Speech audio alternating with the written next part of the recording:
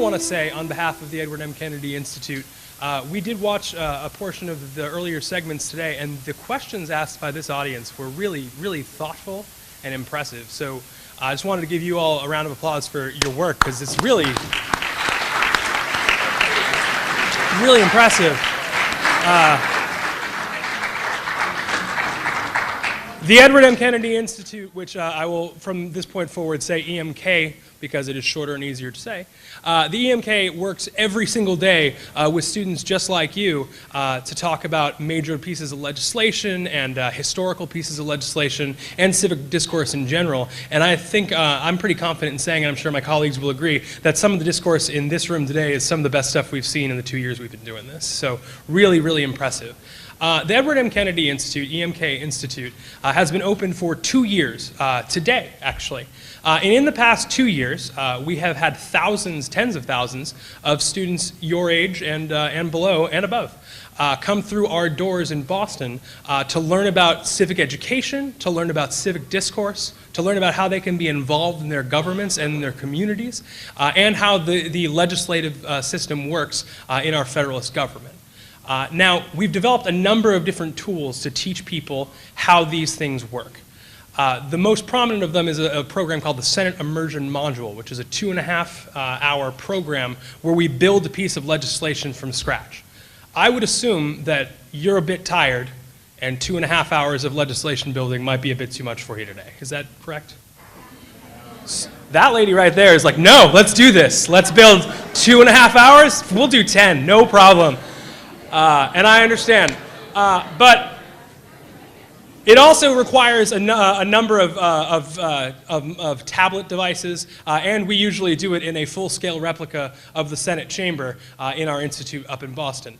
So we opted not to do that program today. Instead, what we opted to do was a shorter version of a Senate bill simulation that we call Today's Vote. Now, in this program, one of our staffers, Nate Gundy here, is going to be our presiding officer, and you are all going to be taking the roles of senators. Now, as senators, you will be tasked with casting a vote on an important piece of legislation that we will be discussing. Nate will introduce that legislation, discuss what its implications are, and who's for it, who's against it, and why it's happening in the first place. And then Christina Smars, one of our other chamber staffers, will be presenting the argument for the bill from the perspective of the senator that introduced the legislation. I will then be giving you the perspective of the con from a leading senator against the legislation. Now, throughout all this, on our screen here, you'll see what people actually see in our Senate chamber up in Boston. And on the bottom corner, most of the time, though at one point it does shift to the middle, you will see what is usually on people's tablets.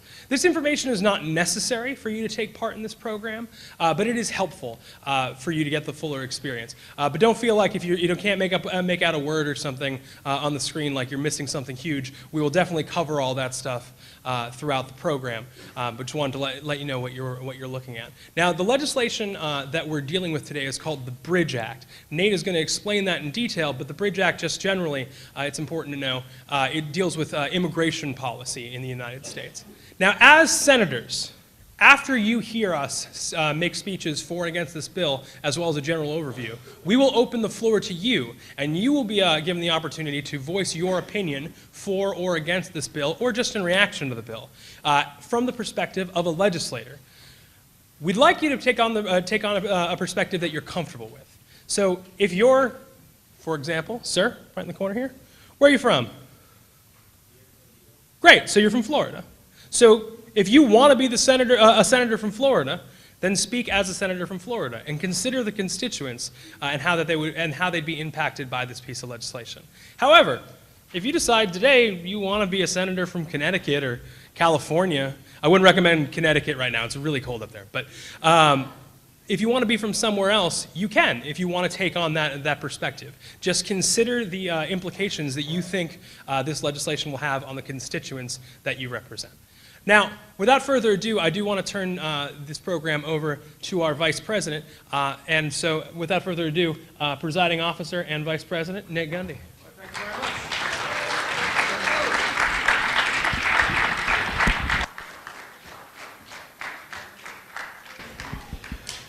Good afternoon, senators. Whoa. I'll be a little quieter. This is a strong, this mic is doing its job, and I'll let it do its job. So, senators, you, attendees of this conference, have been asking some very thoughtful questions, but what we're going to look for from you at this panel is not questions, but statements. We'd like you to consider this bill not just as students, though that's a good thing to do, but consider it also as lawmakers, as if you were lawmakers elected to the highest lawmaking body in the United States, in the upper chamber of the highest lawmaking body in the United States. And you can be the senator from Florida. You can be a Democrat or Republican from Florida, or you could be the senator from Connecticut, you could be the senator from Wyoming, you could be an independent, you could be a Democrat, you could be a Republican. Senator, what state are you representing today? Senator from New Jersey, do you affiliate with a party? Are you independent? Democratic. Democratic. So, Senator from New Jersey, you may want to consider what your party thinks about it, what the people of New Jersey think about it, but you can also apply your own beliefs. They elected you. Can we get a round of applause for the Senator from New Jersey? She had a really hard campaign. So, once we get to the debate portion, you'll have the opportunity to raise your hand and seek the floor. And then we'll give you the mic. So generally when a senator wants the floor, they say, Mr. President or Madam President, depend on who's presiding. Raise your hand. We'll get you a mic and you can make a statement for this bill, against this bill, or even just in reaction to it, reflecting on it without taking a position.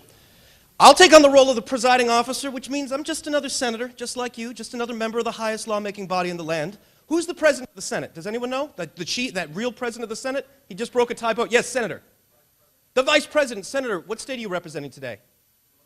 All right, can we get a round of applause for one more senator, Senator from Florida?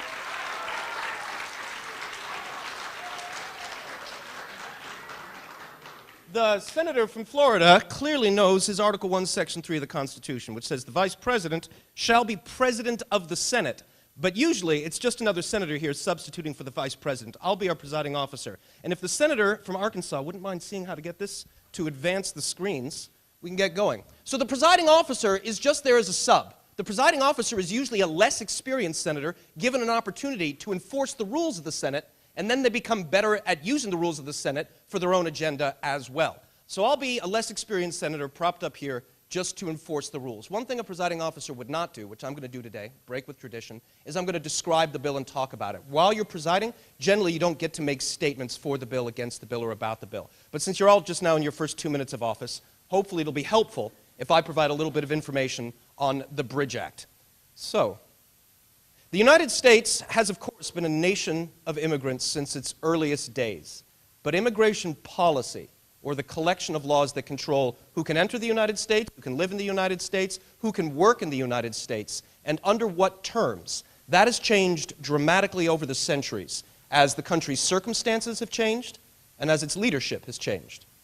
On June 15th of 2012, the Obama administration initiated a policy known as Deferred Action for Childhood Arrivals, or DACA for short. Anyone know about DACA? Can raise your hand real quick if you do? Excellent. So this policy gives unauthorized immigrants temporary permission to live and work in the United States without fear of deportation, provided they were younger than 16 years old when they first entered the country illegally. Successful applicants must reapply for this protected status every 2 years. Currently, about 750,000 people are DACA recipients, a fraction of the estimated 11 million undocumented immigrants living in the United States. While campaigning for the presidency in 2016, Donald Trump declared his intention to end the DACA policy. As of now, President Trump has not yet taken action against DACA and has described it as one of the most difficult issues he faces. However, the Trump administration has instructed the Department of Homeland Security to aggressively increase and expand enforcement of immigration law. Immigration and Customs Enforcement agents, or ICE agents, have been granted much broader discretion to investigate and deport immigrants than was allowed by either the Obama or the Bush administration. The Washington Post has recently reported that immigration lawyers are advising their clients against enrolling in DACA because they suspect it is now more likely that those who give their information to the government will be deported. In anticipation of any sudden changes to DACA, members of Congress have introduced legislation known as S-128, the Bridge Act, or the Bar Removal of Individuals Who Dream and Grow Our Economy Act. The Senate tends to like acronyms when they name a bill. This is a real piece of legislation, most recently introduced on January 12th, 2017, and referred to the Committee on the Judiciary. There are 20 senators on the judiciary. It'll be up to them to decide how to develop or change the bill and whether they recommend it to the floor for a vote. Today we're going to treat it as if that has happened, that this bill has made it out of the Judiciary Committee, has been put on the legislative calendar, and has been brought to the floor with the agreement of majority leadership for a floor debate and a final vote. We're going to hear one statement for it, one statement against it, and then, senators, we're going to open up the floor to you, our visiting senators, to make statements on the Bridge Act. But very briefly, we should describe what the bill would do if it became law. So the following is a very brief summary of the bill's provisions, its basic legal ingredients. The Bridge Act would create a new temporary legal status known as Provisional Protected Presence, which would last for 3 years. Like the Daca policy, this protected presence would grant eligible immigrants temporary permission to live and work in the United States. It would extend this permission to current Daca recipients and to others deemed eligible by the Department of Homeland Security. Successful applicants must meet the following 4 requirements. 1, they must have been born after June 15th, 1981, and must have entered the United States before they turned 16. 2, applicants must have resided continuously in the United States starting at least 5 years before the Daca policy began. They have to have gotten here by June 15th, 2007 or earlier, and they must have been physically present in the United States on the date on which Daca started. 3, applicants must have either obtained a high school diploma or a GED, or be in the process of doing so, or be honorably discharged veterans of the U.S. Coast Guard or the Armed Services. And finally, 4, applicants must pass a criminal background check and be determined to pose no threat to national security or public safety. The Bridge Act and all those legal protections within it would expire exactly 3 years after it is signed into law. And that's the bill. And that is a lot to throw at senators in their first 10 minutes of office. Fortunately, before we open up the floor to you, we're going to hear from state senators who've been studying the bill. One of them is in favor and one of them is in opposition. You're going to notice, senators, as these senators debate, that debate in the Senate is highly structured. Debate in the Senate is perhaps unlike some political debates you may have seen on television in the past few years. Senators cannot interrupt each other, and senators address each other with respect and formality. This is to keep debate from getting personal and recognize equals in the Senate chamber even when you disagree. So senators address all the remarks to the presiding officer, who gets to be called Mr. or Madam President. And when they refer to another senator, they tend to do it in the third person. So rather than saying, you said this, I would say the senator from New Jersey said. And that's an effort to show respect and keep debate from getting personal. Feel free to adopt that etiquette yourself if you decide to join the debate. And now we're going to open up the floor. The floor is open for prepared statements on S-128. Mr. President, seek the floor. The chair recognizes the senator from South Carolina. Thank you, Mr. President. I rise today in support of the Bridge Act. This is a sensible, humane, and urgent piece of legislation co-sponsored by senators in both parties. Now, unlike my Democratic co-sponsors, I believe that President Obama established Daca through an unconstitutional process. It was not a bad policy, but it should have been an act of Congress, not the executive branch. Following that logic, President Trump, therefore, would be right to reverse it. However, I do not believe that we should pull the rug out from underneath the young men and women who currently benefit from Daca. They came out of the shadows and registered with the federal government. They were honest. They were forthright. They should not be punished for that. Furthermore, I believe most Americans want to fix our immigration system in a humane manner. It's important to note our country stands to benefit from the many contributions these young people will make. 88 business leaders have already signed a letter to President Trump urging him to support the Bridge Act. This bill does no harm to American interests, and it would enable our president to repeal Daca without harming our economy. The Cato Institute estimates that the cost of deporting Daca recipients could be as much as $60 billion and could lead to at least $280 billion in lost economic growth over the next decade. Mr. President, this bill does not create any incentive for more young people to enter our country illegally. It offers simply temporary permission to live and work in the United States only to those illegal immigrants who have been here since 2007 or earlier and arrived before they turned 16. In order to qualify, these young immigrants must be students or graduates of American schools or have served in the American military. They also have to pass a criminal background check in order to satisfy the Department of Homeland Security that they pose no threat whatsoever. Currently, the Daca policy applies to only 752,000 people nationwide. It does not offer benefits like federal financial aid, and it does not offer a pathway to citizenship. Neither would the Bridge Act. What the Bridge Act does offer, however, is a compassionate, temporary solution through the proper constitutional channels. That's why this bill is supported by senators in both parties, despite our many disagreements over immigration. What we decide to do about the rest of our immigration laws is a fight for another day. Today, we can make a sensible and humane choice. I urge my colleagues to vote aye on the Bridge Act today. Thank you, Mr. President. I yield the floor. Thank you, Senator.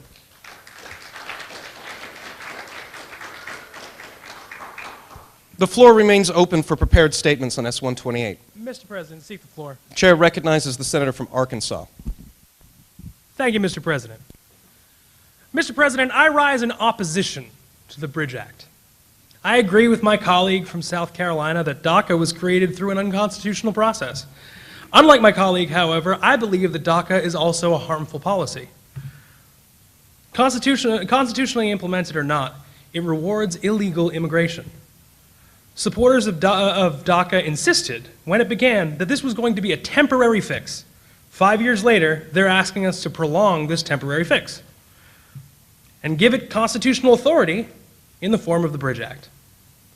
Supporters of the Bridge Act point out to the fact that it expires in 3 years.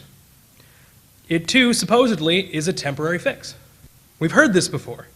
Forgive my skepticism, but if the Bridge Act becomes law right now, will Congress be asking to renew these policies again in 3 years? And then again in 3 years? And then again in 4 years? At what point does this simply become permanent legalization for illegal aliens? In the past, misguided members of Congress have tried and failed to pass bills like this that go even further by offering a path to citizenship.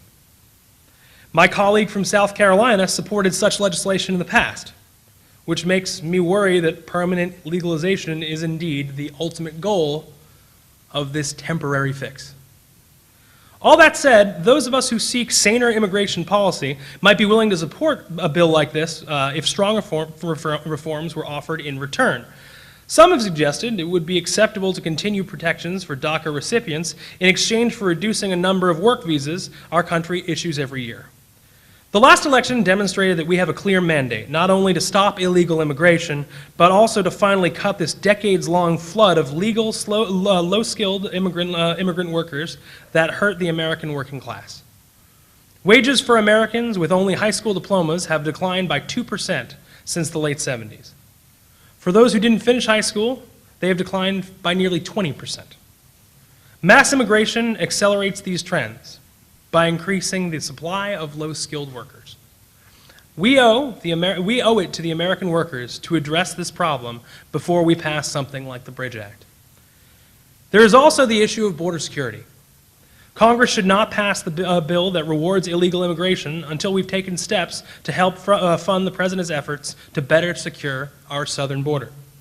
The Bridge Act seeks to extend the failed policies of the past. If its sponsors wish to further compromise the rule of law, they should be willing to compromise on policy as well. Since no such compromise is offered today, or seemingly in the future, I urge the Senate to vote no on the Bridge Act. Thank you, Mr. President. I yield the floor. Thank you, Senator.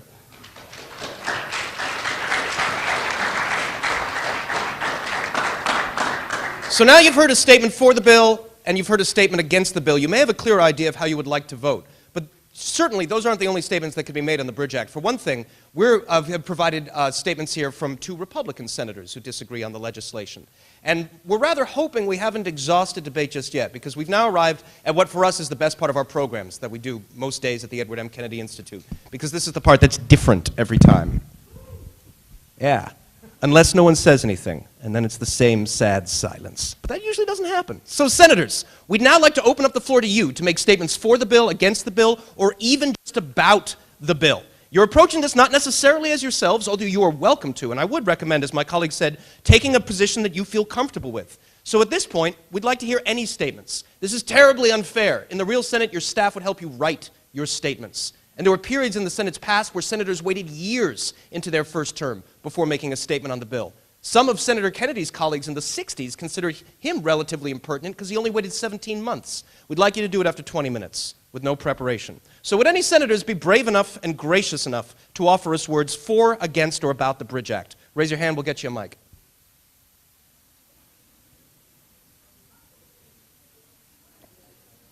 Points to the bravest senator who launches debate.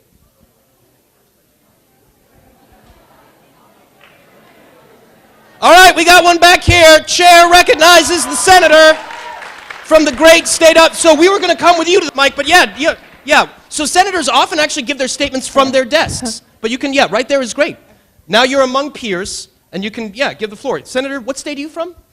New York. Okay, chair recognizes the senator from New York. You have the floor.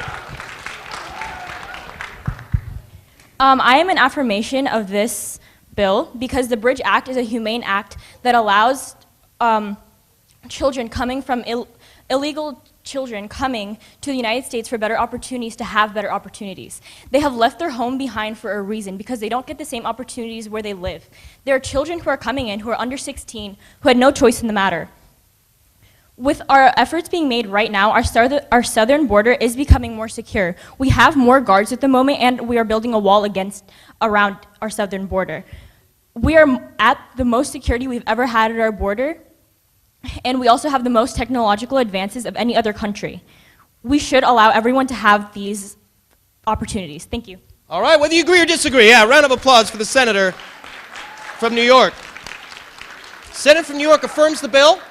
Also addresses a concern from the senator from Arkansas that we need to be funding border security before we pass something like this, but the senator from New York says border security is at unprecedented levels of strength at the moment, and so affirms the Bridge Act and says it's not unreasonable. Would any other senators be willing to offer statements for the bill? Over here, chair recognizes, you may rise, Senator. What state are you from? New Hampshire. Senator from New Hampshire has the floor. All right, so what this bill is talking about people children who came in, were as children, now contributing to the economy. But if they're contributing so much success to this economy, why can't they just put in the work to become citizens? We don't need this act on the books. All right, whether you agree or disagree, round of applause for the senator from New Jersey. We got a statement over here, and then we can go back there as well. So first over here, chair recognizes the senator from New Jersey. You have the floor.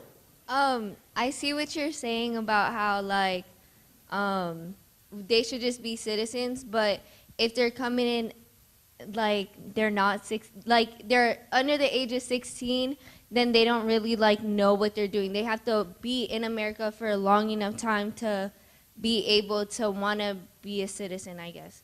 Like, if they're coming with their family, then if they have this, then they're safe. They're not going to end up being deported back to where they're from. So it's not fair of them to come here because their family wants to come here illegally, and then they're not protected at all. So, yeah, if they're here and they're safe under the bill, then they're fine. So I feel like it's a good thing because in a way it's still helping. Yeah, eventually they can't just rely on that. They should become citizens because if they want to stay, they have to be a citizen. But before they become a citizen, they need something to save them from being deported back to where they're running from. All right, whether you agree or disagree, round of applause for the senator. And a point And we're going to go to this senator in a moment. Point of etiquette. First of all, I want to thank the senator from New Jersey for addressing and countering the arguments from the senator from New Hampshire, and both senators remaining civil and respectful as they went over the issues. And that's exactly what the Senate is supposed to be at its best. A form of etiquette that we're going to try to enforce for it is actually, that, and I mentioned only briefly, senators tend not to say you. Instead, senators address the presiding officer. So if you want to take up what another senator said, and I'm glad that you did, because I think more senators should, you can address the presiding officer, too, about it, and then just refer to what the senator from New Hampshire said, or what the senator from New Jersey said. So rather than it's you, it's the senator from New Hampshire has this point, however, I. So well done. Thank you very much. And that'll be the etiquette we're employing. We got a senator over here. Yeah. Chair recognizes the senator from? New Jersey. The other senator from New Jersey has the floor. Like Senator from New Hampshire said, why don't legal immigrants just apply for citizenship? Citizenship doesn't come in like 3 to 5 business days. It takes many years. Myself, my mom, it took her 20 years to get her citizenship. And it comes with a lot of money and immigration lawyers, and sometimes they're not even granted unless you have something to contribute to the United States. And like these children came and they probably had no choice coming with their family. So I believe that like the act should be supported, because they're also contributing to the economy. They take jobs that certain citizens already in the United States do not want because it's not enough pay, and yeah. All right, whether you agree or disagree, round of applause for the senator from New Jersey. Citizenship does not come within 3 to 5 business days. It's a good phrase for a statement there. Well done. Chair recognizes the senator from the great state of? California. Senator from California has the floor. As a 16-year-old, you don't have a clear view of what you want to do. Anyone here is a 16-year-old, but if you're a 16-year-old, you still don't know what classes you want to take, and if you do know, you still don't know how that class is going to be. Or even if you're a senior, you're looking at colleges, you don't know what college you're going to go to. You don't know what that college is going to provide. As a 16-year-old, if you come under this act, you're still worried. You're still worried about school. You're still worried about your job, a job, especially if you're providing for the economy. So, as the other senators have mentioned, it doesn't come from 3 to 5 business days, and it takes a long time. All right, Senator, what state are you from? California. I missed it before. Thank you. Round of applause for the senator from California, pointing out to the fact that this applies to folk who entered the country perhaps before they were adults and really were making those decisions themselves. Chair recognizes the senator from the great state of Illinois. Senator from Illinois has the floor. As the second senator from New Jersey said, citizenship does not come within 4 to 5 business days. She said it takes years. It takes a lot of financial money, And furthermore, it also takes a test that a majority of all of us would most likely fail. And until we amend the immigration process, the immigration rules, I will stand by bills like this, because this is a bill that supports humans. It does not just support America. And while it does support America, it also supports humans and Americans in general, and anyone who wants to become Americans who will improve America. This bill is simply an improvement upon America and the American society. All right, whether you agree or disagree, round of applause for the senator from Illinois. Says until there's comprehensive immigration reform, the senator from Illinois will continue supporting piecemeal bills like this. Chair recognizes the senator from the great state of? Texas. Senator from Texas has the floor. All right, so I agree with this bill completely, not just because it will allow for an extended period of time for illegal immigrants to stay over here, but I feel like immigrants that are younger than the age of 16, they don't know what they're doing. It's their parents, and by this time they've settled into a home, a family, a life. So I feel like giving them 3 years to reconcile what they've done and what they should do to go back to the country properly, get a citizenship, and come back. So, yeah. All right. Whether you agree or disagree, round of applause for the senator from Texas. Well done. So yeah, and for some folks supporting this bill, it may be that they expect that citizenship or some extension will not be offered after 3 years, and so others may be hoping for more, but that's oftentimes the compromise that a bill needs to offer if it's going to pass. Chair recognizes the senator from the great state of? New Mexico. Senator from New Mexico has the floor.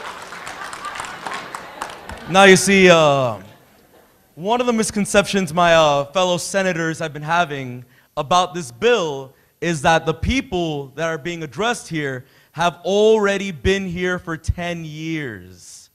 This isn't 16-year-olds we're talking about anymore. These people could have become citizens by now already. All right, so whether you agree or disagree, round of applause for the senator.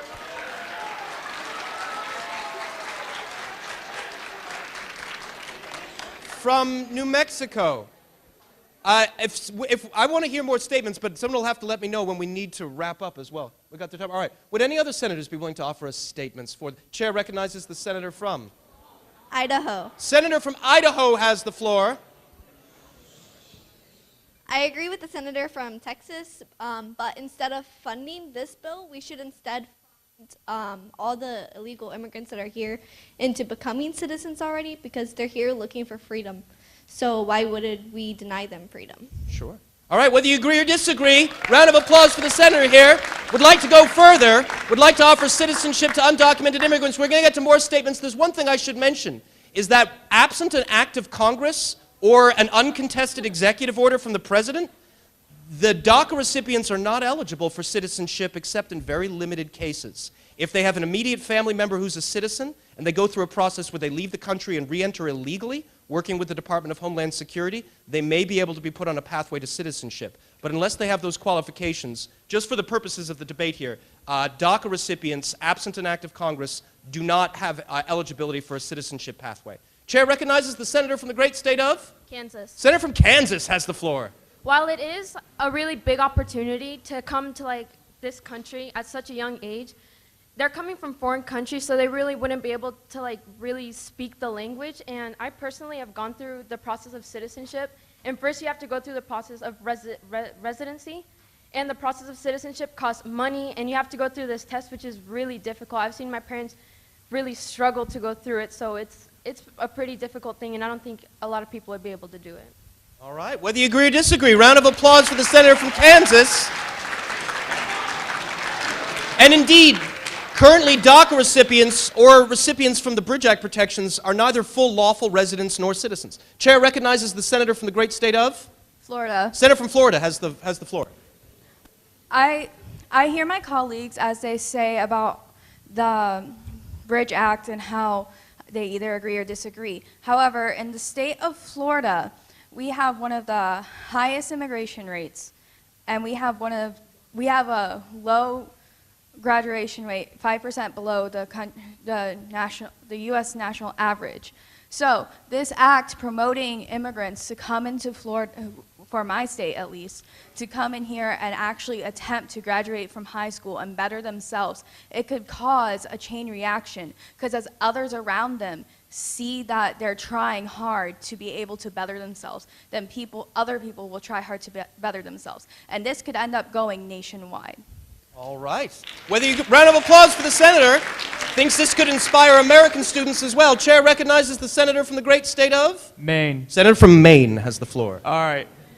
So this is more of a statement. I agree with the bill. However, we need to ensure that this doesn't become, as the senator from Arkansas stated, a permanent solution. We need to use these 3 years' times to develop a better system to ensure that this doesn't become a permanent program, kind of like how they constantly raise the debt ceiling rather than making a solution for it. So by using this time to figure out a way to fix the illegal immigration.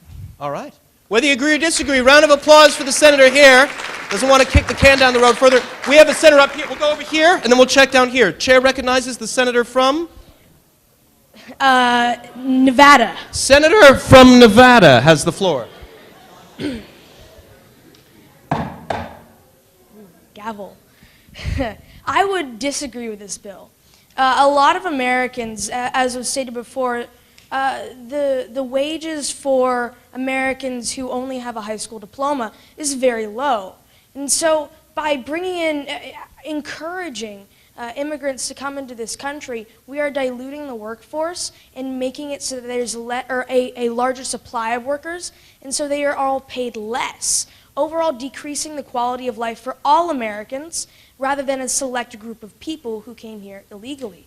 Many people have had their families in America for many generations. Who are we to deny them the right to a job compared to someone who's only been here for a few years? All right, whether you agree or disagree, round of applause for the senator from Nevada. Chair recognizes the senator from the great state of? Rhode Island. Senator from Rhode Island has the floor. Thank you for all those of my colleagues that have contributed in this debate, but I am for this Bridge Act. Yeah. Basically, because as a child, I actually grew up in schools where there were children that were either born or immigrated from places, and their parents were immigrants, and sometimes they had a little more struggle than others, and they should be able to have the rights to be able to learn and not be able to be scared to be shipped back to a land that probably doesn't even want them, because even when we came, we call ourselves Americans, and we're saying, yeah, this is our land. Yet, I'm pretty sure the people who colonized here were from British colonies, and the people who were actually in this land were Native Americans. So shouldn't all types of immigrants should be able to come in this land and be able, especially after we finish stabilizing our ways for more immigrants to come. But for the ones who are already here, we shouldn't just bye-bye. We should just help them out, especially since they're no better than us. All right, whether you agree or disagree, round of applause for the senator from Rhode Island. Chair recognizes the senator from the great state of? Florida. Senator from Florida has the floor. All right. We as humans or Americans do not give people the right to say who comes in America, who comes in, and who needs jobs. Wait, okay. Just because we've been here, just because our family's been here for years, does not give the right to give other people who are trying to make a difference in the world, who are coming from different countries, who knows their backgrounds, who knows what's happened to their family. We're giving them the right to come in, to make a new start, to give them the right of freedom we have as Americans. And the fact that people are saying they're taking our jobs is not right. They're not taking our jobs. They're working for our jobs. They're working for the right to come in and make a living. They're coming in because they want to be Americans. They don't want to be terrorists. They don't want to make a bad name for themselves. They don't make a bad name for their country. They don't want to make a bad name for their country. They want to come and start over, and there's nothing wrong with that. All right, whether you agree or disagree, round of applause for the senator. Chair recognizes the senator from the great state of?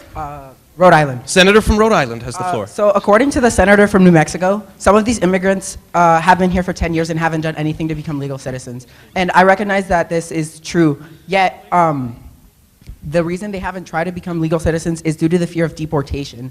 This act can make it safe for these illegal immigrants to become citizens without the fear of deportation. All right, whether you agree or disagree, round of applause with the senator from Rhode Island. We have time for 2 more questions.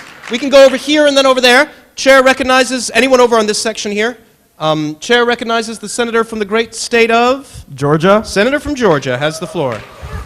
To respond to the senator from Florida, we do, as Americans, have a right to decide who comes in and out of the country. We decide every 4 years with the presidential election, and we decide every 2 years with the midterm elections. All right, whether you agree or disagree, round of applause for the senator. Right here. Chair recognizes the senator from the, we're gonna, okay. Yeah, 2, yeah, well, okay, we're gonna end with these 2. So here and then here. Senator from the great state of? Missouri. Senator from Missouri. Yes. I just wanted to speak in response to the senator of Nebraska in saying that our country was built off of opportunity. That's what America is known for, and that's what the basis of immigrants is all about, is them coming here to have a better opportunity than where they would have had in their homeland.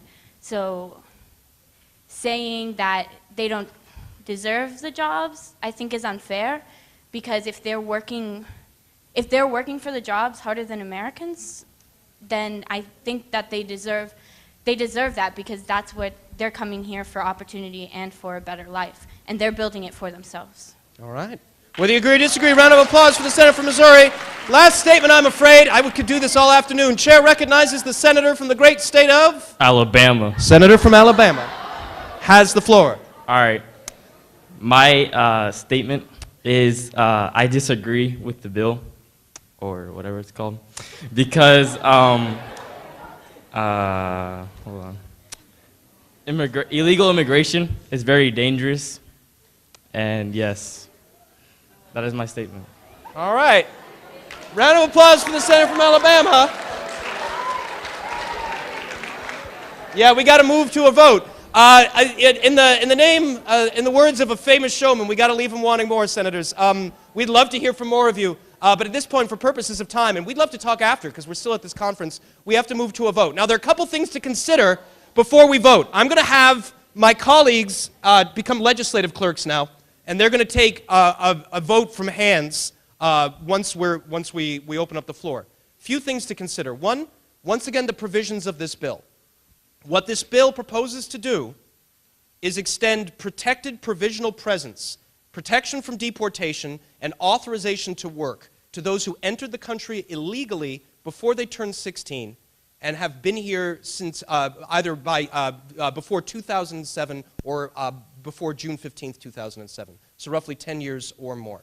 And then this bill will expire with all the legal provisions in 3 years. And it'll be up to Congress if they want to do something else. One thing we should also clarify is while the senator from Arkansas has talked about adding compromises to this bill and perhaps lowering legal immigration to come in, that is not what's offered here today. And we are arguably talking about a different group of folk. Oftentimes senators want compromises and things added to the bill. The Cato Institute estimates that the average DACA recipient is currently in college and is about 22 years old. Now, that doesn't mean that all DACA recipients are going to college, but that is from the assessments that have been put in by think tanks, so that's important to keep in mind as well.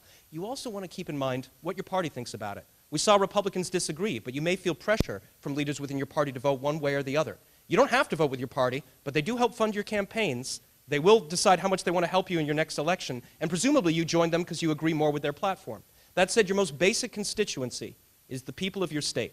Those are the American citizens who voted you into office. Those are the citizens who can vote you out of office. You are here to represent them. But you do so in a national legislature, so you can't be overly local in all your considerations. You have to consider what's good for the nation. And your own beliefs are legitimate. You can apply your own beliefs. The citizens of your state learned about you when they voted for you. You are now democratically authorized to apply your own judgment. And with that, senators, we're going to start with the yeses. With all senators voting yay, or as they say in the Senate, aye, please raise their hand if you want to pass this bill. So my colleague from Arkansas will count this side, my colleague from South Carolina this side. Keep your hands up. I'll let you know when they can go down. We want to get all votes.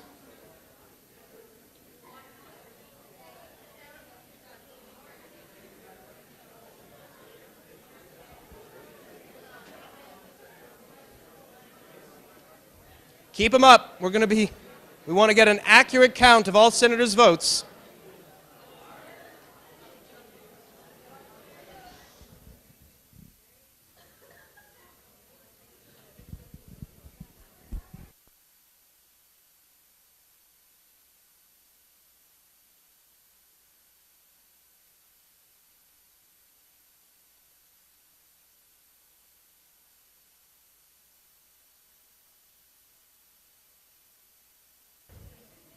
On the count of three, would every senator who just voted to pass the bill fill the chamber with a loud, resounding aye? 1, 2, 3. Aye. All right, hands up if you're voting against the bill, if you're voting no.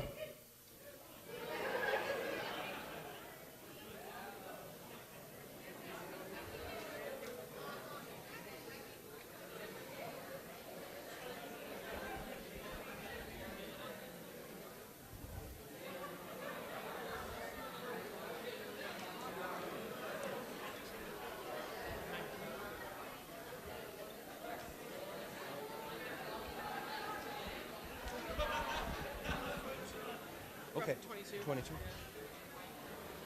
All right, if you are voting to defeat the bill, please fill the chamber with a loud, resounding no on 3. 1, 2, 3. No!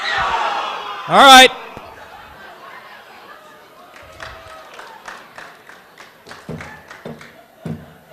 Now, a couple things, senators.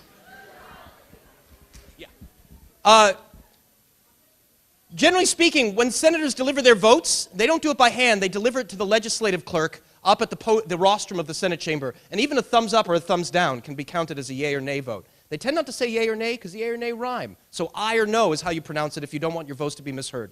Now, it seems that a number of states have been admitted to the Union since the last time I presided over the Senate chamber because the yays in favor of the bill are 126 and the nays are 41. So overwhelmingly, with a filibuster-proof majority, this bill has passed the Senate chamber.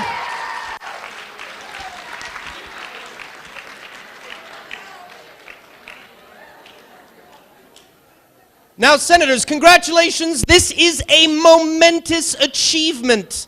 Legislation passes relatively rarely in the Senate. And to be fair to any given Congress, Senators, appreciate the enthusiasm, it is supposed to be hard to pass legislation. The goal in this remarkably large and diverse and populous country is that the hurdles provided in the Senate to get to a final vote will help build consensus and make sure that all voices in the chamber are being heard as they do their best to represent their state and the good of the Union.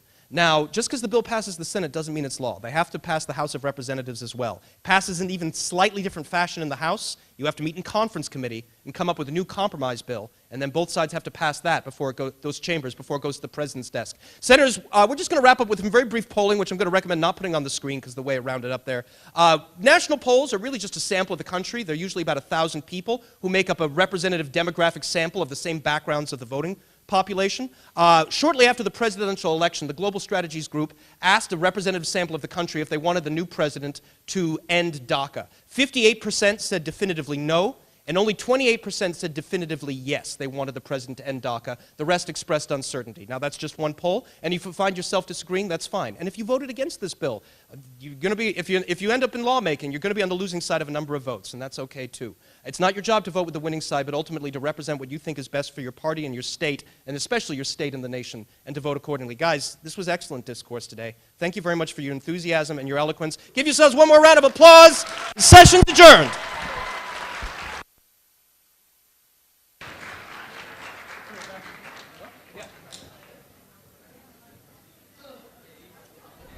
Ladies and gentlemen, oh, we're not done with you yet. Ladies and gentlemen, honestly, I know there was a resounding cheer just then, but I want to give you a really proper formal round of applause because that was phenomenal. I have not seen a debate like that on this bill ever, and we did it for 30 days, so congratulations. Really good.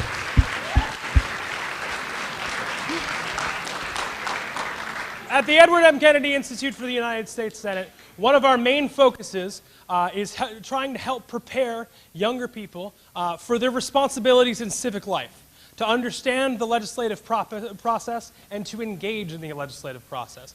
Now, you can do that by becoming a senator, but as we know, most of us aren't going to become senators, though I'd venture to guess that a number of you probably will. You could also do it in the House of Representatives, but most of us aren't going to be in the House of Representatives. But you can do it in local government, you can do it in communities, and you can do it with regional and national activism. You can do it in a lot of ways. I am heartened by going through this process with all of you this afternoon because if the United States ends up in hands of people as competent as you folks are at the age of 16, 17, then in the next couple of years, things are going to be pretty impressive. Now, if you enjoyed this program, and we hope you did, you can always come and visit us up in Boston. We encourage it. But you can also do this in your own classrooms. We have developed, I believe, 22 of these at this point.